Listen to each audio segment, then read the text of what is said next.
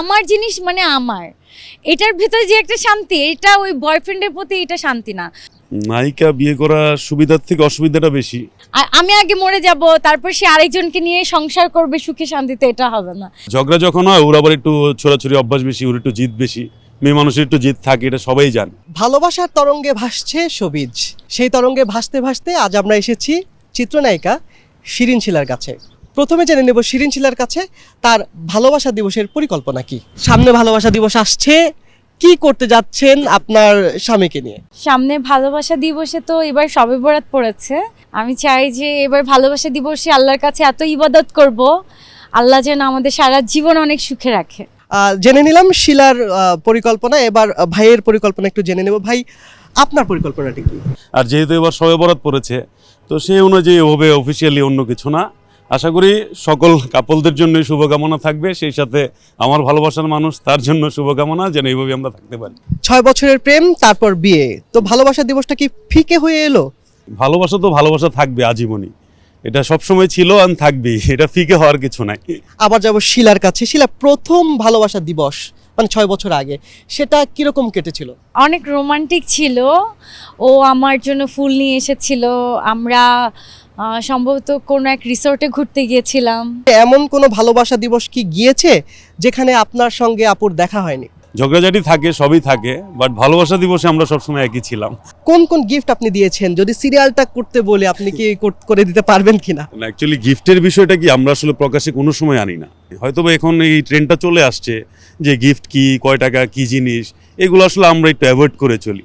আর আপনি আসলে ভাইয়ের কাছে কি আশা করেন ভালোবাসা দিবসে? ও আমার অনেক বিশ্বস্ত একজন মানুষ, আমি ওকে অনেক ভরসা করি, অনেক বিশ্বাস করি, অনেক ভালোবাসি।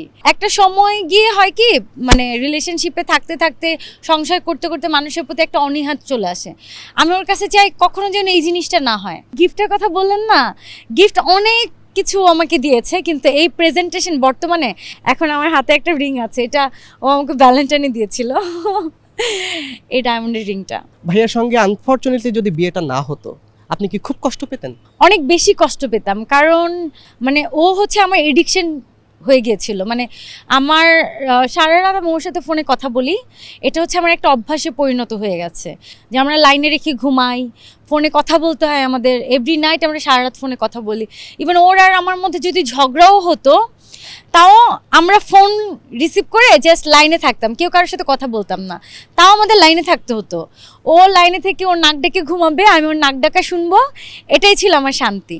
হঠাৎ করে যদি এমন হয় ঘুম থেকে উঠে দেখলেন আসলে এই যে আপনাদের বিয়ে যেটা হচ্ছে সবই ছিল স্বপ্ন, কোনোটাই বাস্তব না, যেই শিলা সেই শিলাই আছেন, হ্যাঁ, এবং ভাই নাই, ভাই অন্য কাউকে বিয়ে করে ফেলছে, ঠিক সেই মুহূর্তে আপনি কি করবেন? না না না, আমি এটা মানতেই পারবো না। আমি হয় ওকে মেরে ফেলবো, নাহলে আমি মরে যাব। আর আমি আগে মরে যাব, তারপর সে আরেকজনকে নিয়ে সংসার করবে সুখে শান্তিতে, এটা হবে না। আগে ওকে শেষ করতে হবে, তারপরে আমি শেষ হব। আমিও বেঁচে থাকবো না, ওই গেলে দুইজন পরকালে গিয়ে আবার একসাথে সংসার করবো।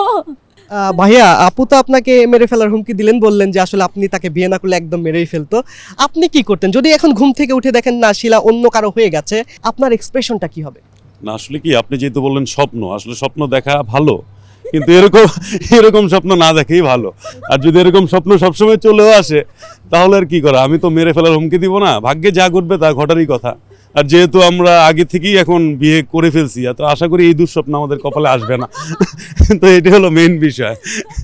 ঝগড়া হয়েছে এবং ছোড়াছুড়ির অভ্যাস যেটা মেয়েদের থাকে, মানে শিলা রাগ করলে সে রাগটা আপনার উপরে কিভাবে পড়ে? বিয়ের আগে আমরা ঝগড়া অনেকবারই হয়েছে, বিয়ের পর থেকে এখন পর্যন্ত 3 মাস হয়তো বা রানিং, আমাদের 3 মাসের মধ্যে কোনো ঝগড়া হয়নি।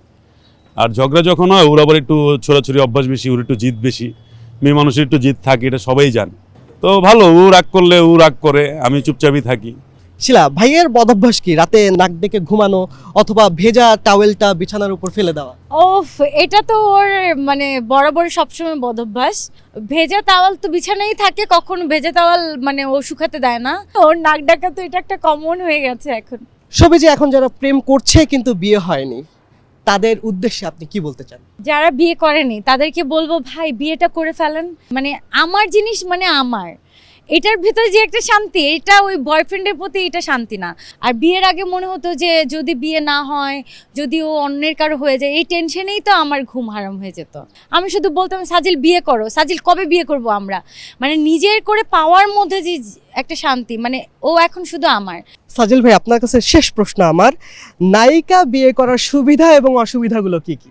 নায়িকা বিয়ে করা সুবিধার থেকে অসুবিধাটা বেশি। যেমন আমাদের সোশ্যাল মিডিয়াতে কমেন্ট দেখবেন, খুবই বাজে বাজে কমেন্ট থাকবে, এটা থাকবেই। আসলে আবার সুবিধা আছে, অনেক জায়গায় আপনি গেলেন একটু আলাদা সম্মানও পাবেন, মানে হিসাবে দেখবেন সুবিধার থেকে মানুষের নেগলিসিটা বেশি। আসলে আমি মনে করব যে কাউকে না জেনে না বুঝে তার নামে নেগলিসি করাও ঠিক না। আর যারা আছে হ্যাপি কাপলদের হ্যাপিভাবে ওভাবে সম্বোধন করাই উচিত। দর্শক, সবিজে শুধু যে ভাঙনের গল্প চলে তা কিন্তু নয়, এখানে আছে গড়ার গল্প। এখানকার সংসারেও আছে মিষ্টি এবং মধু, যেটাই আমরা দেখতে পেলাম শিলার পরিবারে। এই ভালোবাসা দিবসে আপনাদের সবাইকে জানাই ভালোবাসার শুভেচ্ছা। শিবলি আহমেদ, বাংলাদেশ প্রতিদিন।